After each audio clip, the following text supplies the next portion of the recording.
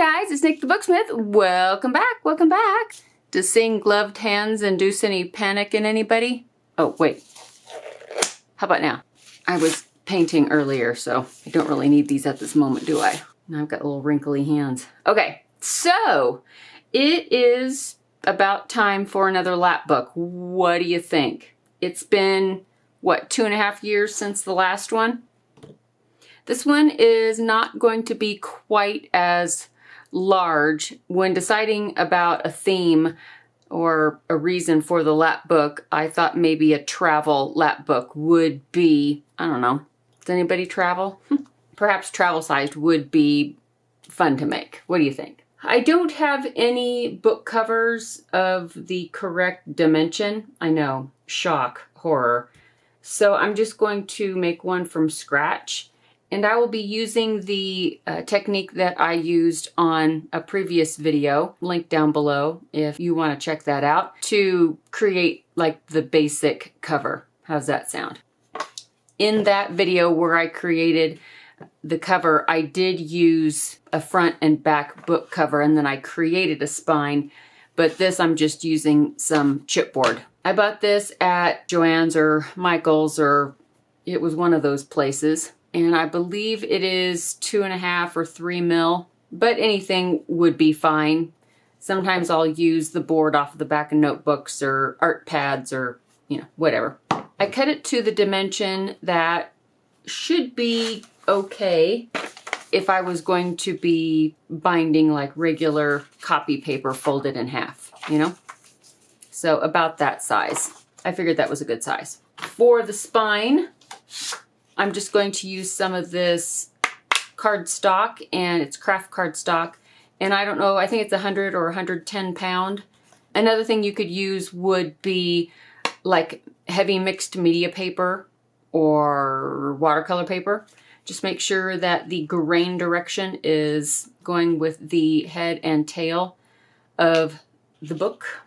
I also have old file folders that I'm going to utilize of a couple different kinds.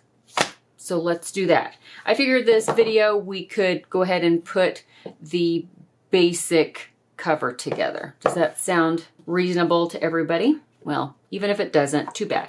It's my video. I have cut out this spine to be the same height as the book covers, and I think it's 2 inches wide, which is what, 50 point something millimeters. It's almost 51. I do have some book tape that I could use, and I might just do that just because I'm going to be lazy here. But you can use fabric. You can use, like we used in the last one, I even used paper. That part will be all up to you.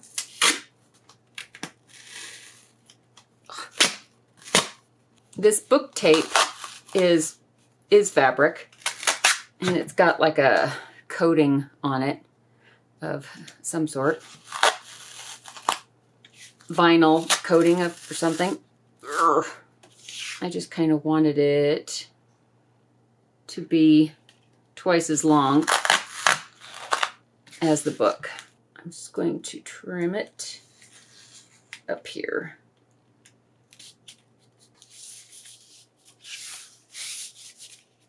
Now, as far as this goes, see, my game plan, such as it is, let me back you out a little bit because yikes, will be to overlap this over itself. I'm going to be honest, I haven't thought this through a whole lot or at all, but we're gonna go with it. This is 4-inch wide book tape. I just need to be able to walk away from this tape without it sticking to me.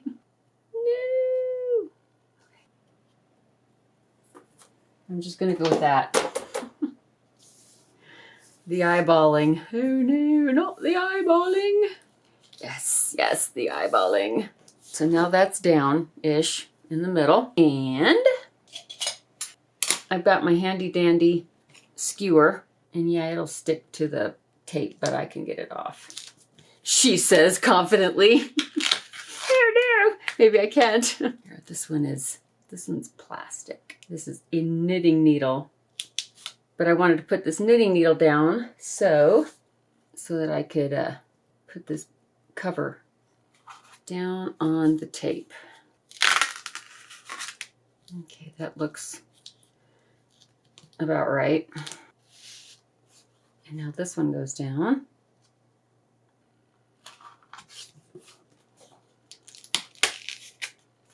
I'll just take the tape and roll it up, fold it up, roll it up, fold it up. And then the top.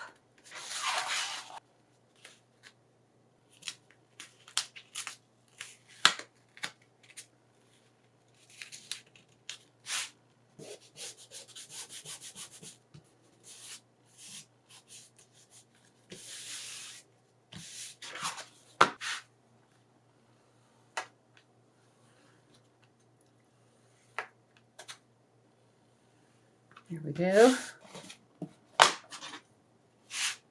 I realize I didn't fold it over exactly evenly on the inside, but it doesn't matter. Doesn't matter.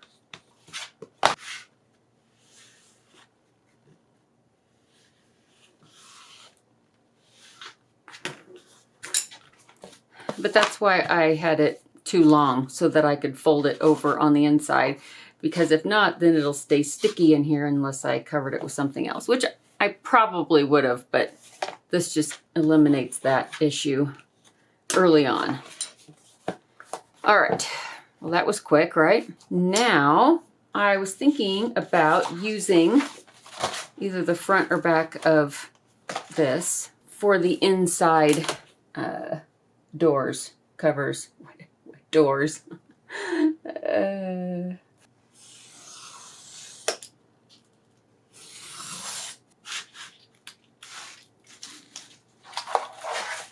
Wow, I did a piss poor job of cutting that, didn't I?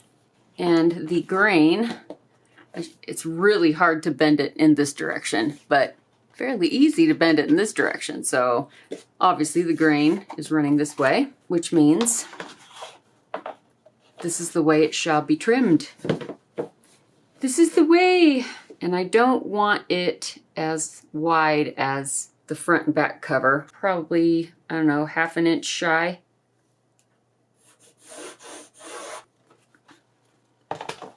I'll just mark those. Oh, and it's almost exactly the width of this ruler. Couldn't think of the word. Measuring thing. This is fairly hefty stuff.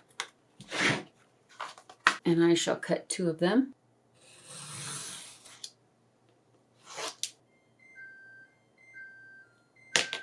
Hold on, that's the oven. I'll be right back. Sorry, that was my lasagna. So I had to go check on it. I will trim this end.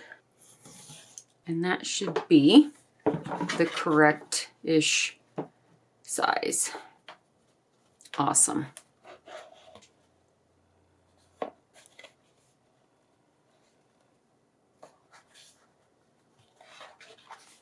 Now I just need another one.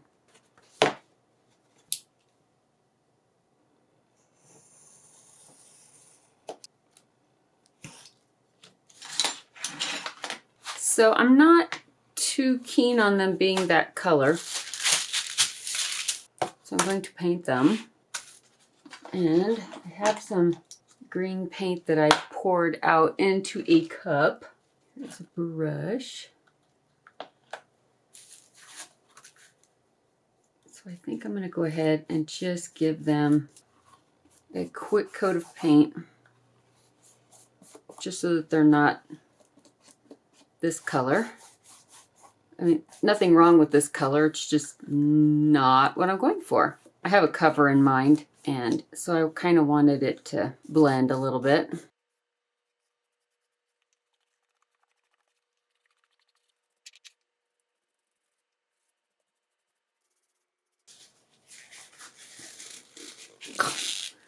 Okay, it's time for gloves again. Just mixed up some really dark green, because I wanted to paint the edges of the front and back cover.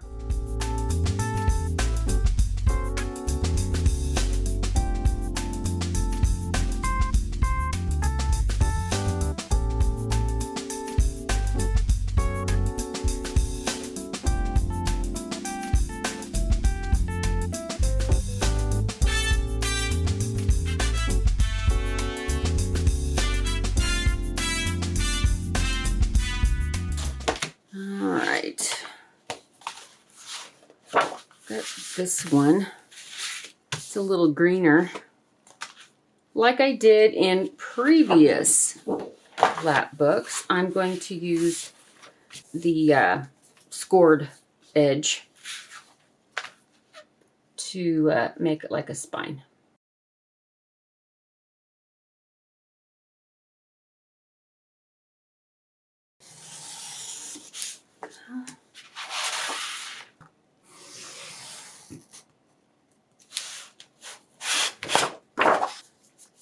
Then that, I'm going to use the folds as part of the spine, but I'm trying to decide if I want to put the folds on top or on the bottom edge. I don't know.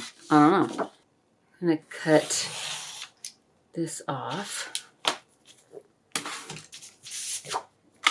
And what that does is it leaves a 1/2 inch on this side and then a 1/2 inch-ish on this side and then 1/2 inch in the middle to fold. So if this goes like here, or it could go, alternatively, it could go on this side. As for the front cover, I'll show you what I'm doing. Let me find my... I have this graphic that I made a million years ago. It's not even on Etsy. It was one of the ones I was toying around with to take with me to the workshop in Scotland. It's the one that COVID ruined for us and we didn't get to go. This will get taped to the bottom side of this one, I think. I think. Where are... Oh, here's one. Go.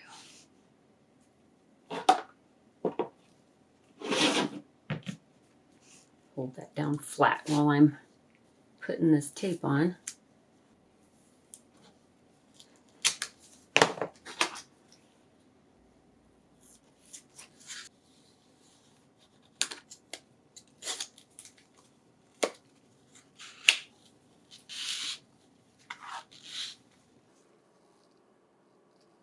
I'm just going to line that up with the score line that's already there. And press that down.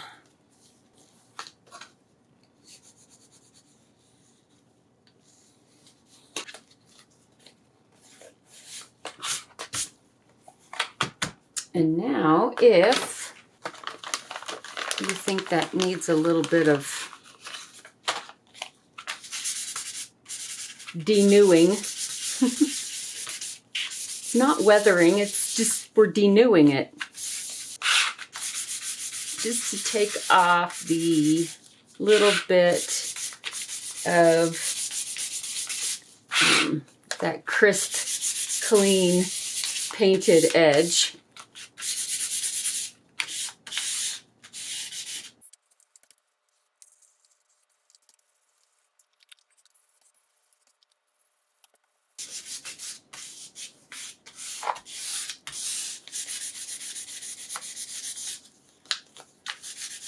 Guess I should do that to everything before I glue everything on, shouldn't I?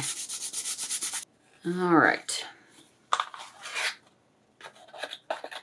So either, you know what? I think I'm gonna do it on the underside edge of this cover. I just can't put it over the top edge for some reason. I don't know.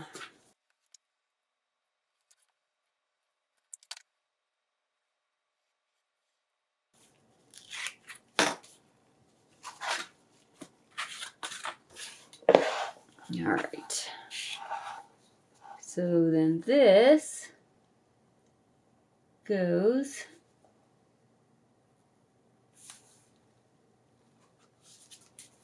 like so.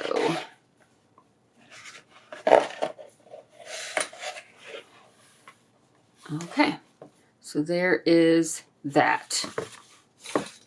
So this will be this flippity flap, and then one can go on this side, I suppose. I honestly don't exactly know what I'm doing yet as far as like elements on the inside, but we're just winging it as we usually do. So this is another one of these pieces. So rinse and repeat.